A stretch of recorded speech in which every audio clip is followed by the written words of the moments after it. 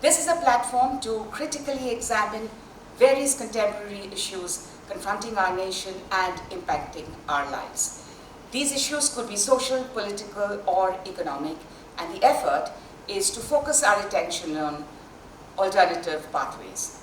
For such conversations, Deccan Dialogues attempts to bring experts and public intellectuals from across the world and from across the country. Through these dialogues, we wish to bring to our audiences on a regular basis a calm, informed, and nuanced analysis of the different issues that plague us.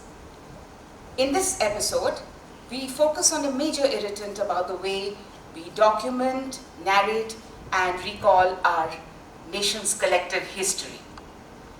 Why is it that in the writing and telling of India's history, South India's distinct story has largely been ignored? Why does Indian history have to be focused only on the Indo-Gangetic plains? Why has the telling of history never crossed the Vindhyas to the south? South India has had a distinct language and culture for a long time. The Satavahanas ruled for over 400 years, yet how many of us know about them? Why this historical amnesia, despite the mighty and industrious Satavahanas, Pallavas, Pandyas, Cholas, Cheras, Rashtrakutas, and so on, who ruled from the south and who left behind their indelible imprints on the sands of time? Was it willful neglect? Was it ignorance? Or was it just a lack of interest in the history of South India and also the Northeast, both by Western and Indian scholars who concentrated largely on the dynasties of North India? Throwing some light on the history of the South that should make anyone proud are two public intellectuals today, Mohan Guruswamy and Parakala Prabhakar. Both of them are trained economists and thinkers. Please feel free to leave your comments below and to hit the subscribe button. Over to Mohan Guruswamy and Parakala Prabhakar. I was just thinking of, this new government committee to rewrite a history. It's been there for 7 years now. First thing they announced when they came was Smriti Irani was the HRD minister, and she said that I may not know much, but don't judge me by my lack of education, but you judge me by my results. Now we've worked 7 years, we have not seen any results. In between we had the Minister for Culture, Mr. Sharma, I don't think he's in the government now, who said that history will start with Ramayana, because that is also part of our history. Now if you start with mythology, God knows how much more mythology you will have in that history. So I think, and we have not had any discussion in the public domain on that at all since then. As I see it, the history of India, you and I must have educated almost same times, mostly the history of North India. That's right. We start with Afghanistan, Bamiyan, Buddha's there, and it ends somewhere in there, east of Pataliputra. That was the Gangetic plain, the Indus and the Gangetic plain. Gangetic plain was Bharatvarsh. Now, beyond that we don't learn anything, nor are our children taught anything, nor is there general awareness, nor is there awareness that while North was being constantly subjugated by different invaders, Central Asia, Afghanistan, Persia, where have you, even Xinjiang, because Kanishka came from the Sweshi clan in Xinjiang. So obviously, you were Tukharin. So he came to, and then became a Buddhist. We didn't notice them until they started coming as Muslims. The same people. Same Central Asians came as Rajputs, became Hindus, Agnikula, Kshatriyas. It was fine with it. But when they started appearing as Muslims, then we started taking note, called it an invasion. Anyway, the story stops there in the Gangetic plain. Nobody crossed south of the Vindhyas.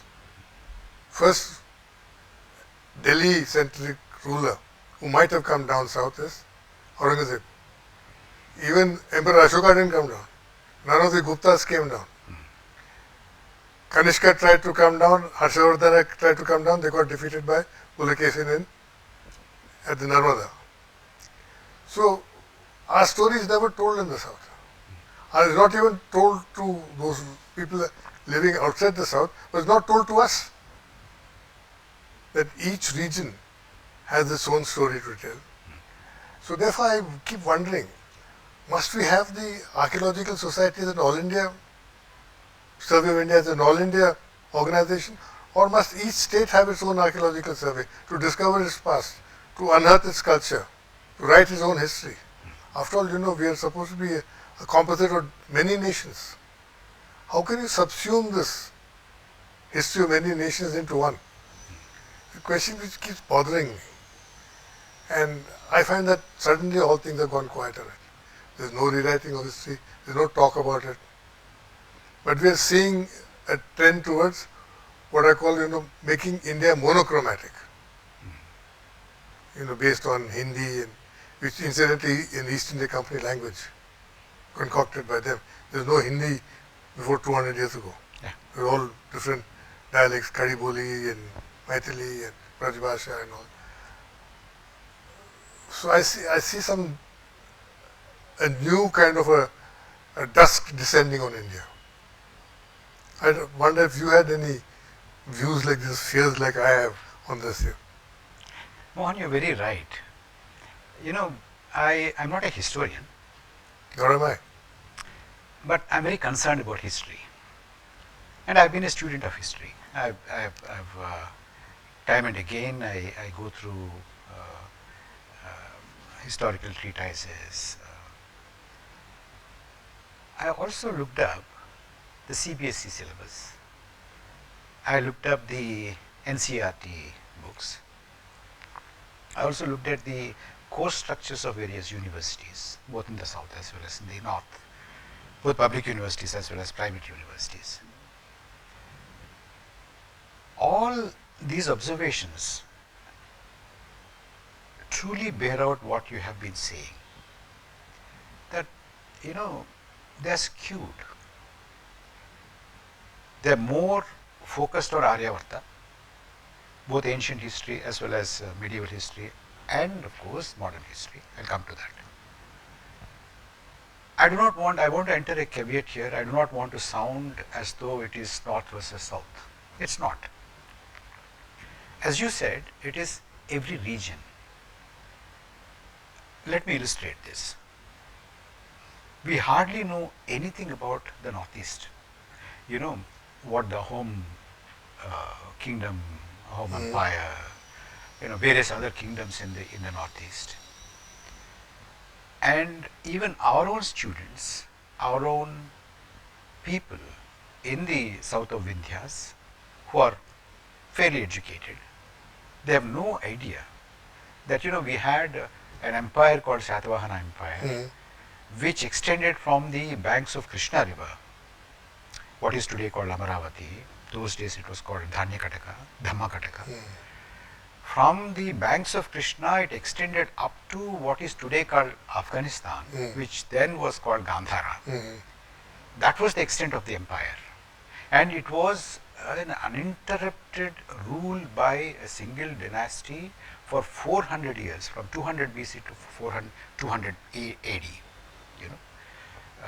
400 years. And of course, you had starting from Cheras to Cholas to Pandyas to Pallavas to Chalukyas and the various branches of Chalukyas, the Badami Chalukyas, the Eastern Chalukyas, the Western Chalukyas, the Vengi Chalukyas, and then of course you had Rashtrakutas, you have Ikshvakus, you have Vishnukundins, all these kingdoms and dynasties, the Vijayanagara extended from Goa to Sri Lanka. These things are not in the historical imagination of the modern India today. We are given, as you said, you know, the Mughals, and then the Delhi Sultanate, and the Mauryas, and then the Guptas. It all centered around that, And the Rajputs. and the Rajputs. We are completely unaware of what is the historical significance of the Northeast, Absolutely. the South Indian, and look at the Chola's influence. The trade routes extended up to China, It traded with China. and the influence, the cultural influence, not necessarily by arms, but cultural influence is Indonesia, Burma, and the entire Far Java, East. Sumatra, everything. Far Bali. East. So these are all completely, out of the imagination of the Indian historiography, which to my mind is unfair, and gives some kind of a room for a certain region to feel that they are very important in the history of India, And and other parts are less significant, less important, unimportant, and insignificant. and that is validated today by the fact that the population, say the Gangetic states, UP and Bihar, together they are 1/4 of India. Yes. Just two states. Yeah. Landmass they are small, but density of population they are high, and all their indices are low. They are always in the bottom two, and politically they are the dominant areas of the country. So in a way, the people who should not be writing our history are writing our history. Exactly. And that weight is being felt on us socially, culturally. But Mohan, I And also want historically. you to throw some light on why did this happen. You see, it happened basically because we emerged as a Delhi-centric polity, except for the period when the British were ruling from Calcutta, and they also went back to Delhi. We were always a north-centric polity in the northern area. Nobody really crossed the Vindhyas. Vindhyas was like a divide, like Himalayas are between Tibet and us. Vindhyas was, in those old days when you're walking by foot, or by horse, or by bullock carts, it was an obstacle to go through those mountains. So it didn't really reach out to us. It didn't flow easily. An Akbar could ride from Kabul, come down Attock, and come into Delhi in 7-8 days or 10 days. He did a march from Ahmedabad to Delhi in 9 days. Yes. So that was easy for them. So this was a little distance. And then in those days you didn't have great railway lines or roads. So you dominated the area around you. I was reading. So you wrote and thought about what is in front of your eyes, rather than exploring what India was. No, but and the point is the people who collated all that yes. didn't collate us Yeah. into it. So if you read any eminent historian, you read Tarachand or you read Romila Thapar, who's still alive, Irfan Habib, all their books, Asim Majumdar. all of them. You see that there are hundreds of historians who are listed out in the list of prominent historians of India. Very few of them have written, except for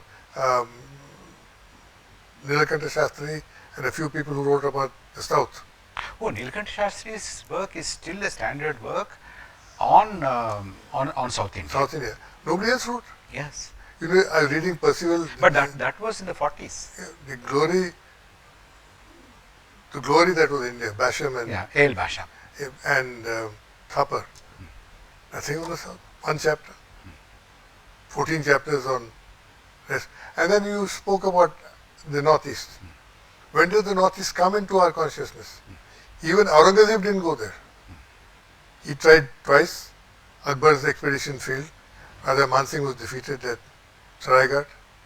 Only the British first went in 1626. That too, the Treaty of Yandabo with the Burmese. The Burmese were there.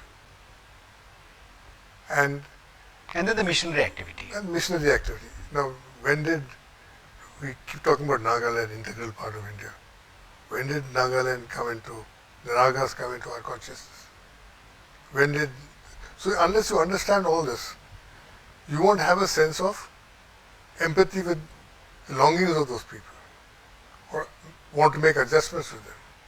You know, And even after independence, and much later after independence, immediately after independence, probably it wasn't the most pressing agenda.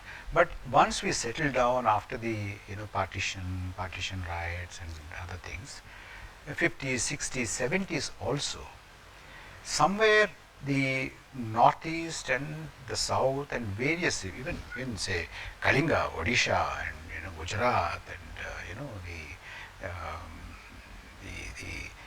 the Maratha kingdoms, they were not really explored. Marathas were a bit more explored Yeah. than the South Indians, but these two parts, the east and the south, they were continued to be ignored. The historians did not turn their attention to these parts, and universities in the southern peninsula,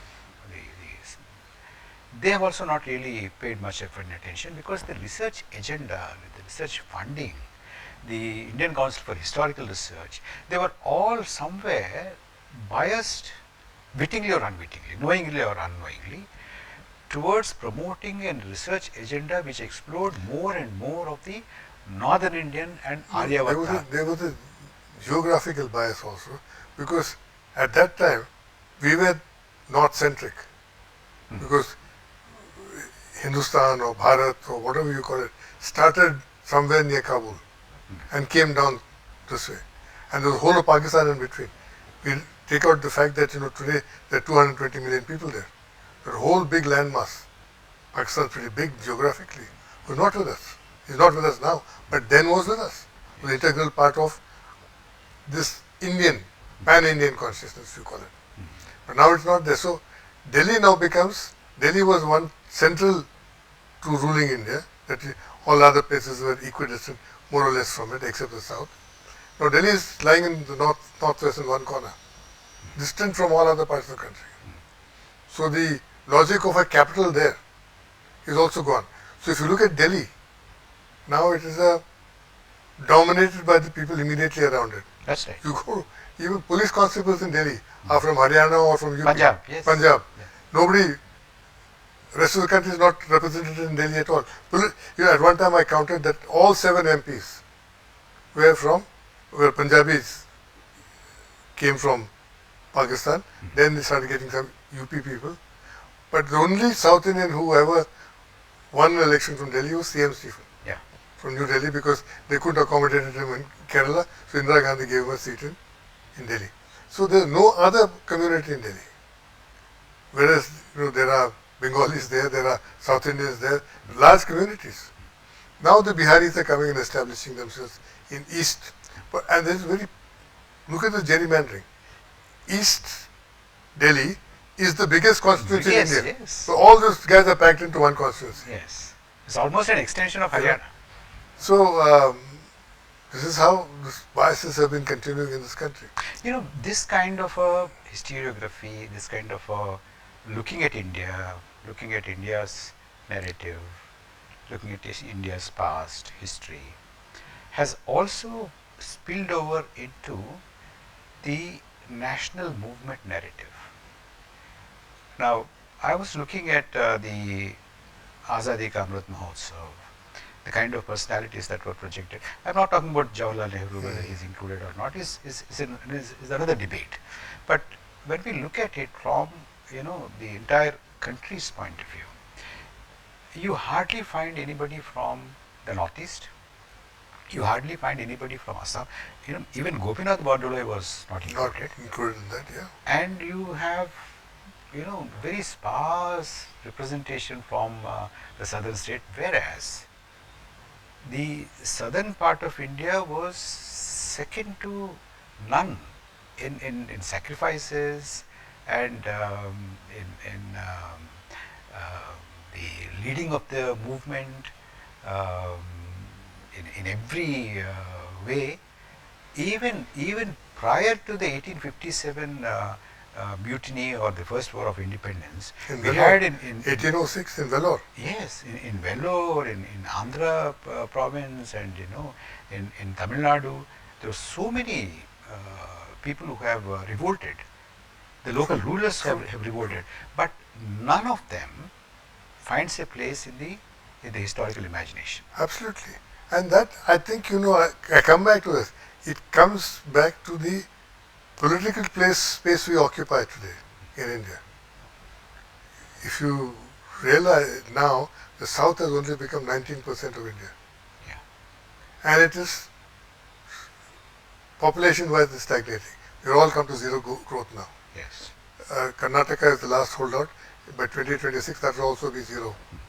The TFR is almost reached. It's reached replacement rate. rate, and then of course it is going to come down. So we'll have these states of UP and Bihar, which will be growing till 2060, 2070 at the rate they're going. TFRs of 3, Bihar and certain parts of Bihar are 5, and their HDI indexes, some 8 districts of UP are over 70%. Now, they're badly administered, they're large politically, difficult to administer. So, it becomes a weight on the whole of India. That's right. I think I've been telling people that this is a bigger challenge than China or Pakistan. How to get this right? Because we're talking about almost 300 million people now. The entire growth of UP alone will be equal to that of the whole of South India in the next 10 years. Mohan, I want to take this point that you've raised a bit forward. You mentioned that why can't each state have its own archaeological survey? Absolutely. If you take that point forward, of course, to have an archaeological survey. They have archaeology departments in every state, but they are very ill-equipped, very underfunded, very incompetent. Then politically they are not seen as important. But I think that kind of a sense has to be infused in the political parties and who are governing the various states. Yeah. It could be northeastern states, it could be South Indian states, it could be any state for that matter. That's one. The second thing is the universities that are run by the states in these different, or even central universities run in these states, will have to have a very specific historical agenda. A writing of history, researching of history, choice of topics, choice of subjects, what happened, we do not have departments of history which went into the respective areas' ancient history. Some work has been done in some universities in Tamil Nadu, but other states, they have not really gone into, what was our ancient history. For instance, if you look at, say, the Amravati Stupa, Mahachaitya, there's hardly any work which was done in Andhra Pradesh about that. Or even the Ramappa temple. Ramappa temple for that And matter. Lepakshi. Yes. It all happened recently. No, the point is, here I'm going to an issue which is different. The monolithization of everything. You wanted to make education a central topic. University Grants Commission, that's the syllabus, AICTE, Indian Medical Council. All of them want to uniformize everything. Even social sciences research, Even social sciences. historical research. Yes. So I think this time has come to break this up. Let the states compete with each other. If I have to compete economically, why can't I compete in terms of education? Exactly. Why can't, Rajasthan offer the best education in India? And by having its own university system and syllabi, people who write syllabuses who have a system of imparting examinations. I think syllabus will play a very important role in this. Therefore, once you have a local syllabi writing, suppose you have Hyderabad, you can't but write about Nagarjuna, you can't but write about Ramappa Yes. or Kakatiya Varangal, dynasty. Kakatiya, all this. You have to do it. Yeah. You can even write about Vijayanagar because it's after all, there's a linkage. Yes. You know, Telugu rulership, though it's in Karnataka now. That's right. Karnataka people can write so much of history. Yes. Tamil Nadu can write so much of history. Now, it doesn't come because it becomes one chapter, otherwise then one guy sitting in Delhi Historical Society, he decides that, you know, all these 19% population, they will get one chapter. This is one part of it. But you see, I sitting in, say, Hyderabad, or sitting in, say, Madurai, or sitting in Kozhikode, or, sitting in Mangaluru, we should know something about Northeast, we should know something about the North. Similarly, If we so desire. yeah, similarly, we should know. We should know, and they should also know about. See, I do not think anybody in the Northeast, anybody in Northern India would know or heard about a kingdom or a dynasty called the Zamorin. Absolutely. In Kerala, absolutely. Yeah, they should know. Similarly, we should know. So there has to be an integration, but then, as you said, I think in a decentralized way, the universities will have to set their research agenda, prosecute that agenda. They should be funded well. Just because it is archaeology, just because if it is history, the governments and the political leadership should not ignore them. They should not think that it is We should have, therefore, regional education systems. That's what I'm talking about. Because after all, we are supposed to be a union of states. Look at the constitution. Exactly. It doesn't talk about unitary state. All the attempt has been in the last 70 years to create unitary state with one language. After all, let's not blame the BJP for Hindi. Start with the Congress party. Exactly. It wanted to set up Hindi Prachar Sabhas, wanted to make Hindi, till DMK and another said no, you can't bring it here. Then the South began to seethe with it, anger. It spread to Andhra and spread to Kerala. So it was put aside. Early days of the Republic. Also, now that attempt has to stop now. True. And that will then impinge on how are we structured economically. You have one national union, one economic union, you can call whatever you call it. Then the tax collection system also will have to change. How you appoint bureaucrats, where they go, all that will have to be we're all structured for a long colonial state. Right from, the attempt has been from the time of Emperor Ashoka to rule India from one place. Yeah. India cannot be ruled from one place.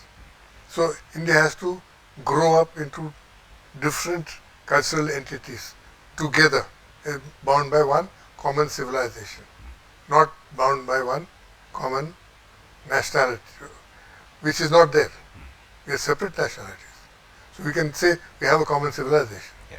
We derive the same kind of values, the same kind This of philosophy. homogenization of identity, Absolutely. homogenization of national identity, religious identity, linguistic identity, I think this has to be completely opposed. Absolutely. This has to be pushed back.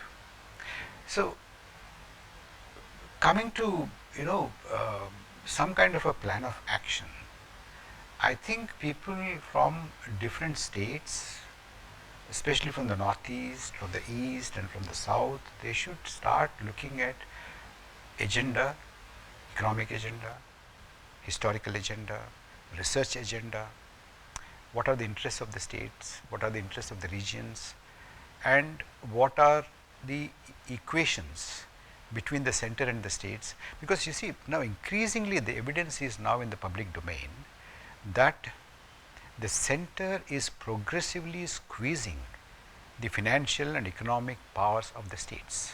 Absolutely. You can see that in the new trends, in the last 10 years particularly, how the states are getting less each year. When the Finance Commission says you should be getting more, we are about 20% less than what the Finance Commission says. And that shows a tendency towards centralization. Whereas we should be breaking away from that and then this whole business of the new Finance Commission with the new base of 2011 2011, completely mischievous, completely meant to reduce. Tamil Nadu has lost 6,000 crores for it. Telangana has lost 3,000 crores for it. Everybody is losing money, and you're going to get less money in terms of grants. You're going to get less money in terms of projects. Now, are we less than them? The question, I might be one small 9-district state of Telangana, but I'm a state, individual state, I have my rights. Yes. As a state, I have rights. I'm I'm a part of the union. a citizen of the union Yes. as a state. Now, those rights have to be respected. And I'm a different person from somebody in Haryana also has to be respected. We're not the same. And the tendency to make us the same is what must be resisted.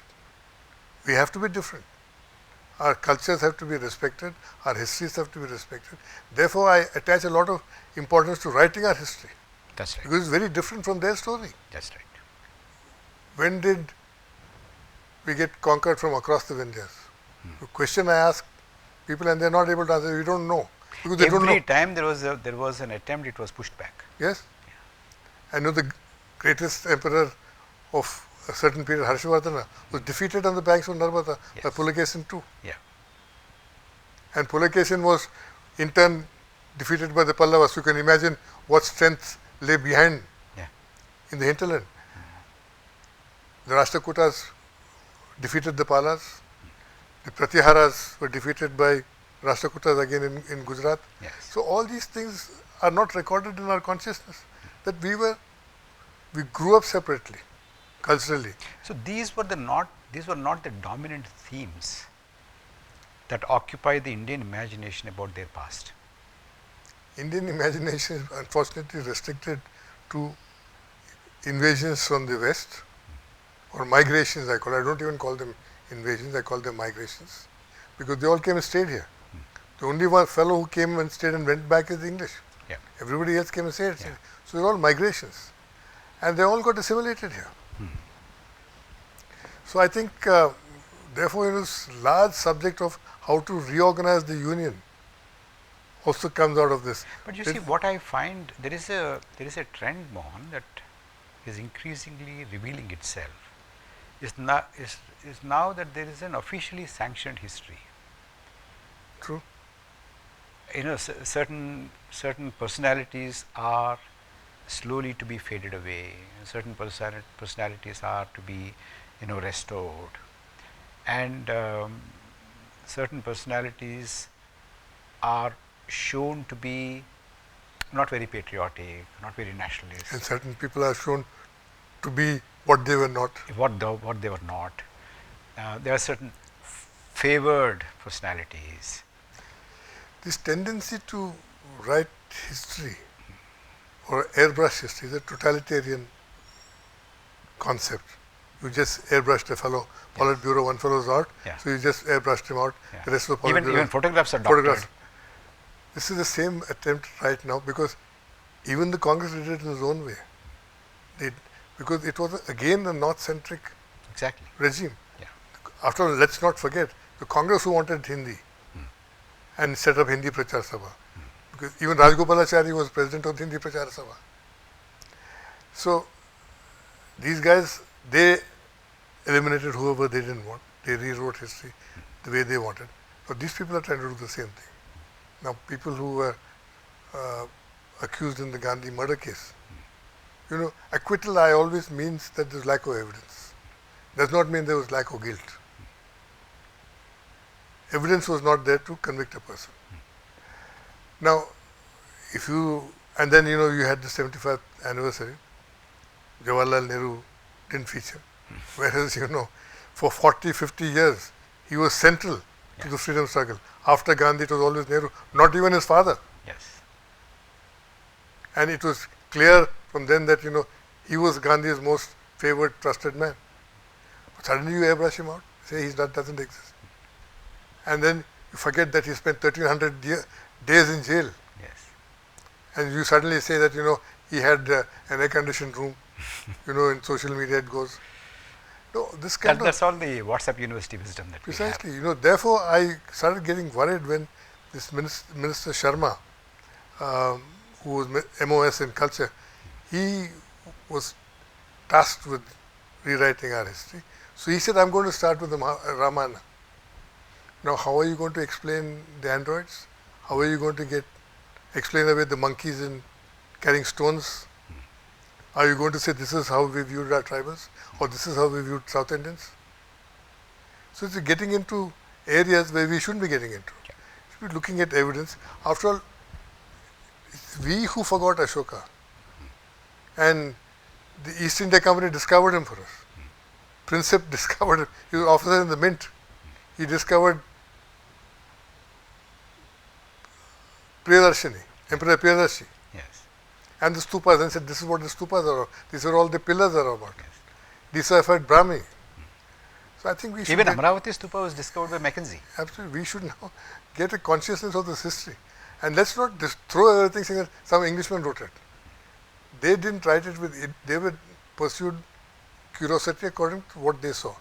They didn't come here as part of a great design to say that, let's give these people a history. We lost our history because we went into the oral tradition, Yes. or not recording things. Oh, you see, there are different kind of things. And certain civilizations have written it down. Certain civilizations Haven't? carried it orally forward. Even our greatest scriptures were orally Absolutely. transmitted from one generation to the other generation. So I think the especially the eastern and southern parts of the country will have to focus their attention anew on their history, the way the history is written, the way historical research agenda is decided, funded, the way the archaeological monuments and archaeological survey are conducted and preserved and properly funded. I think this has to become some kind of an important agenda for all these states. And it can be best done by the states themselves. Yes. Because they also have a vested interest in projecting their own cultures. And so I think, therefore the decentralization must start with these monoliths. Looking after culture, looking after education, syllabuses. These have to be broken up. Yes. I don't think there should be a syllabus for BA in history being set in Delhi for the whole country from Kashmir to Kanyakumari, all reading the same nonsense. I think everybody is entitled to their own history. So let's give it to them.